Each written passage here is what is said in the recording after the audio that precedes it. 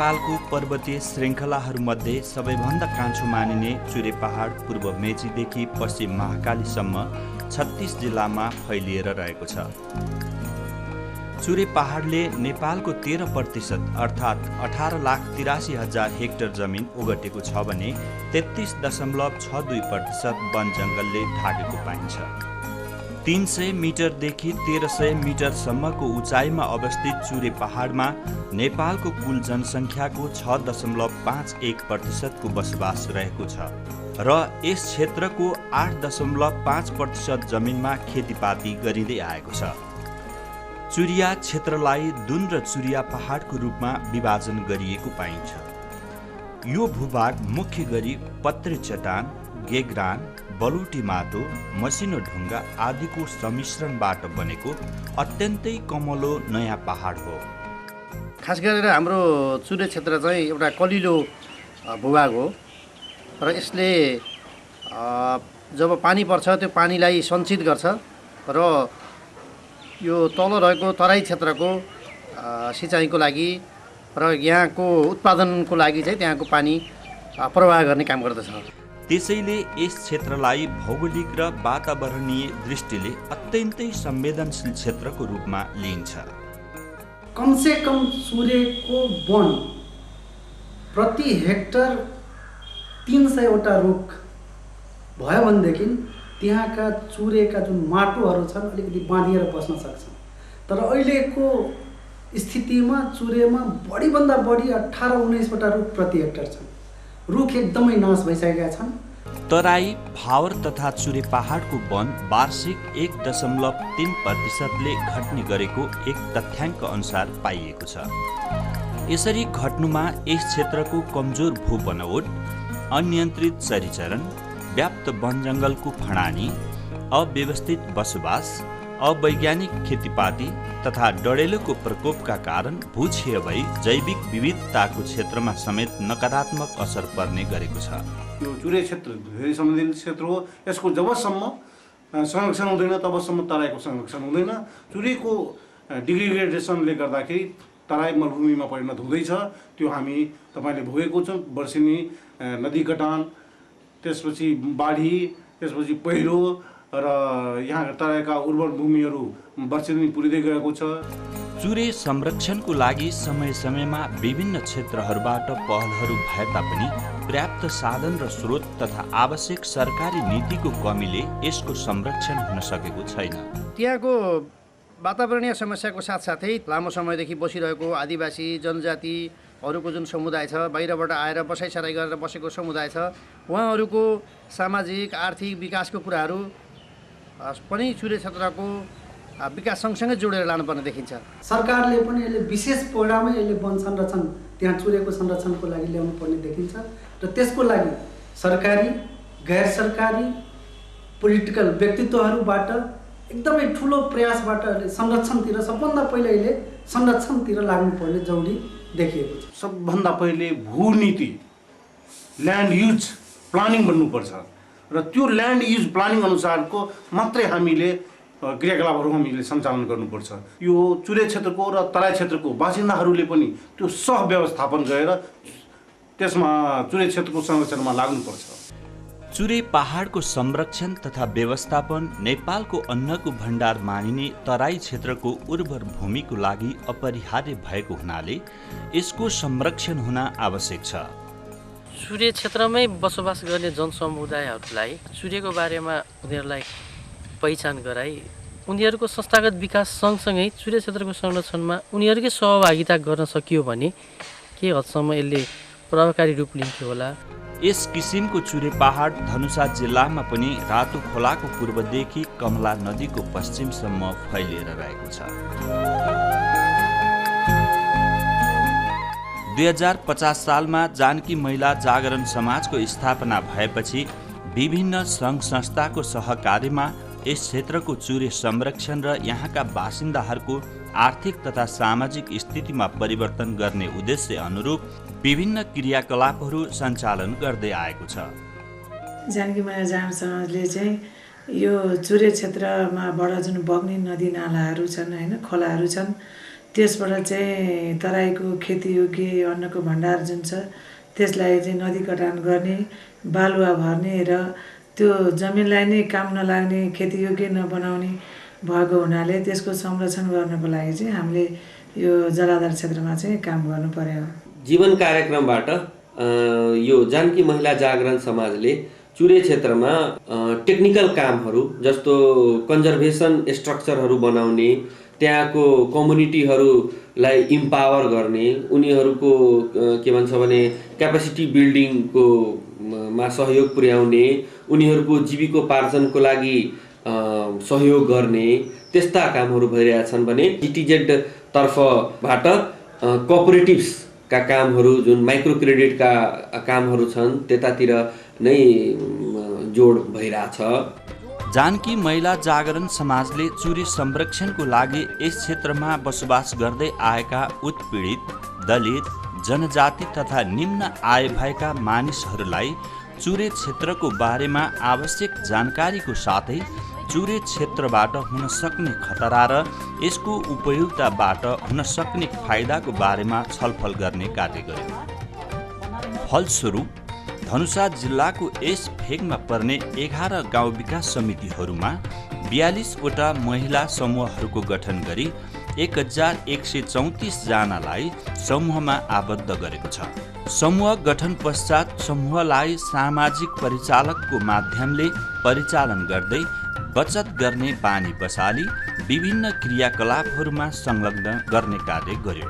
बचत कार्यक्रमले समूह सदस्यहरूलाई आफूले जम्मा गरेको रकम आफ्नै समूह सदस्यहरूमा ऋण स्वरूप लगानी लगाई समूहको आय स्रोतमा समेत वृद्धि भएको छ, जसबाट समूह सदस्यलाई व्यापार व्यवसाय तथा सामाजिक कार्य गर्न समेत सघाउ पुगी आर्थिक स्थितिमा सुधार भएको छ। बचत हामीले महिने पछि 1200 रुपियाँले बचत गरेका छौँ।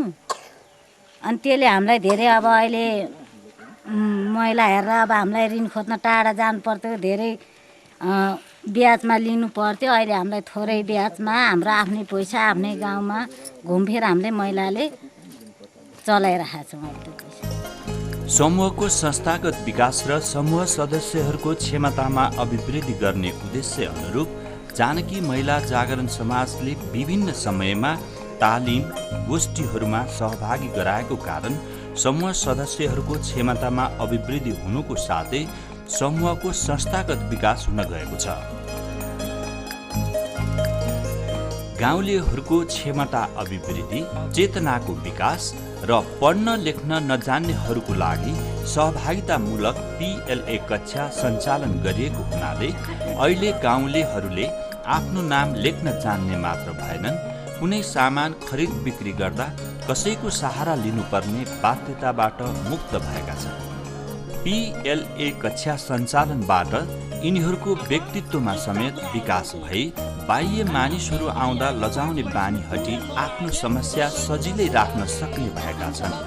कोही मान्छे आयो भने पनि मान्छेले भेला भयो भनेपछि हामीलाई डर लाग्थ्यो, एकदम बोल्न पनि आउँथेन। अनि हामी भेला पनि हुन्थेनौँ त्यतिखेर, यो संस्था नआउन्जेलसम्म पनि।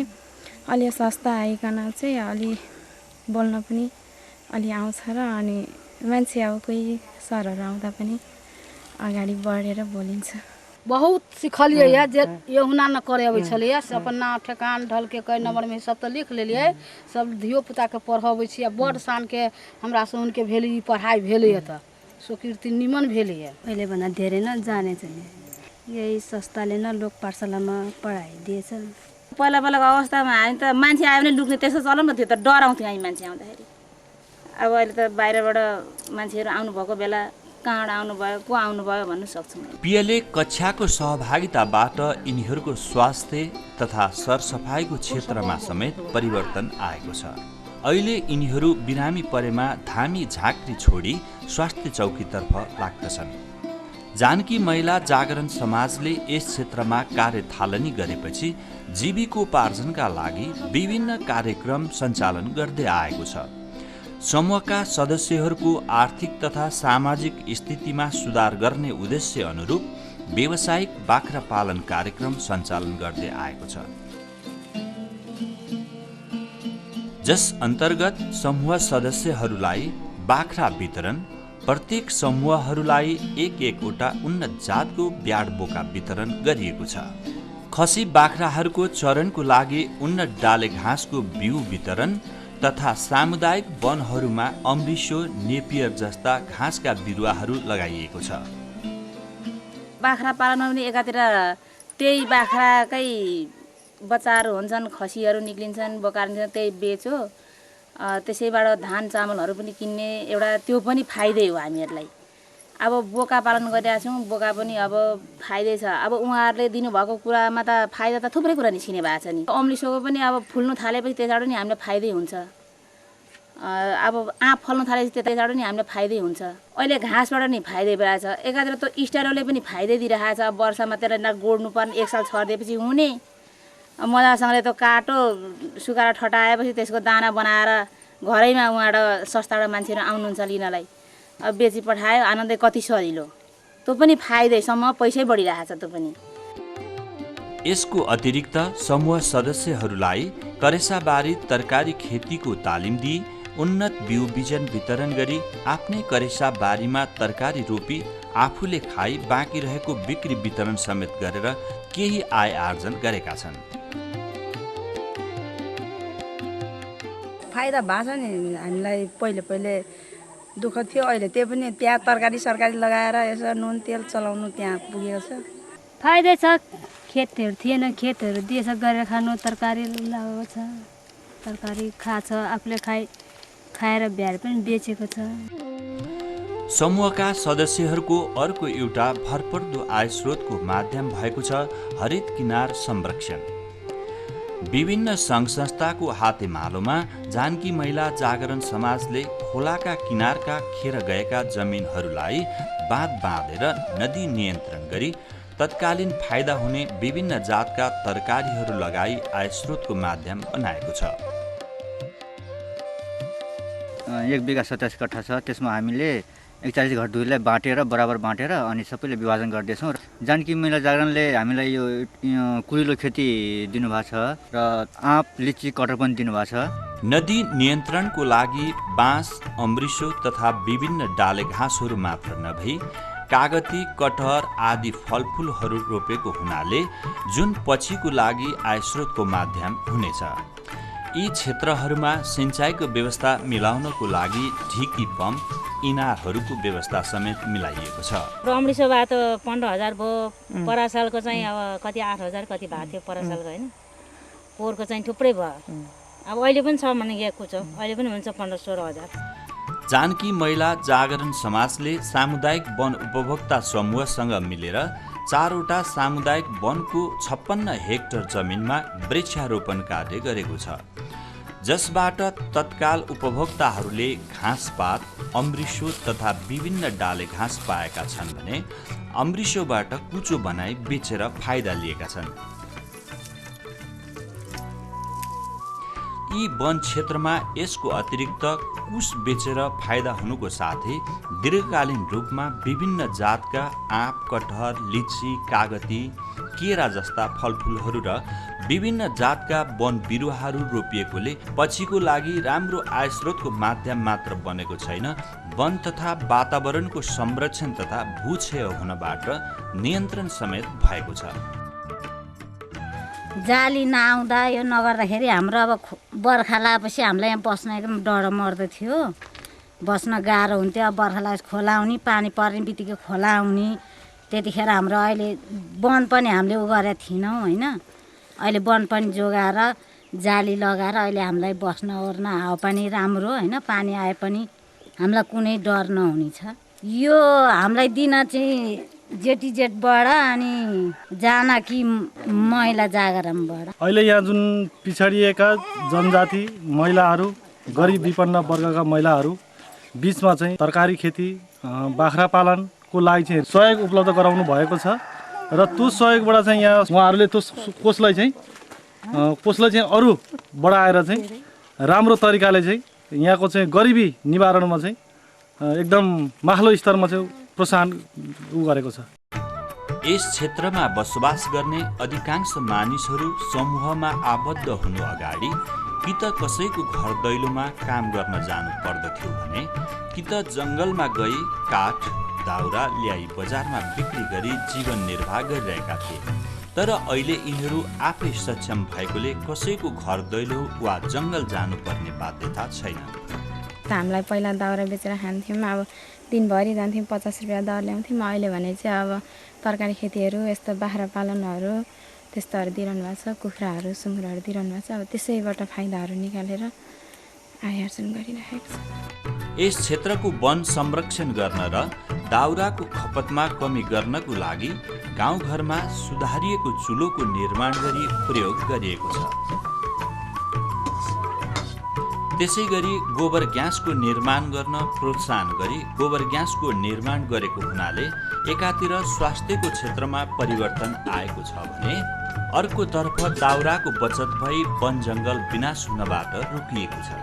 चुरे संरक्षणको लागि जानकी महिला जागरण समाजले स्थानीय कृषकहरूको खेतबारीको भूक्षय रोक्ने प्रविधि तथा उन्नत बिउ बिजनको प्रयोग गरी कृषि उत्पादकत्व बढाउन कृषकहरूलाई प्रोत्साहन, भूक्षय कम गर्दै जलस्रोतको संरक्षण गर्न गल्छी, पहिरो नियन्त्रण, खानेपानी मुहान संरक्षण तथा यस भेगका विभिन्न स्थानहरूमा संरक्षण पोखरीको निर्माण कार्य तथा मर्मत सम्भार गरी सिंचाइको व्यवस्था मिलाएको छ। यो धनुषा जिल्लाको मधुबासा गाउँ हो। कुनै समय यो गाउँ नेपालकै नमुनाको चिरपरिचित गाउँ थियो। खानेपानीको सुविधा, सार्वजनिक शौचालय, सार्वजनिक गोबर ग्यासबाट गाउँलाई उज्यालो र सामूहिक विकास यो गाउँको मूल मन्त्र थियो। यो गाउँ राम्रो बनाउन कम्मर कस्ने व्यक्ति थिए समाजसेवी इन्द्रबहादुर क्याप्छाकी। उनको देहान्त भएपछि उनको बिँडो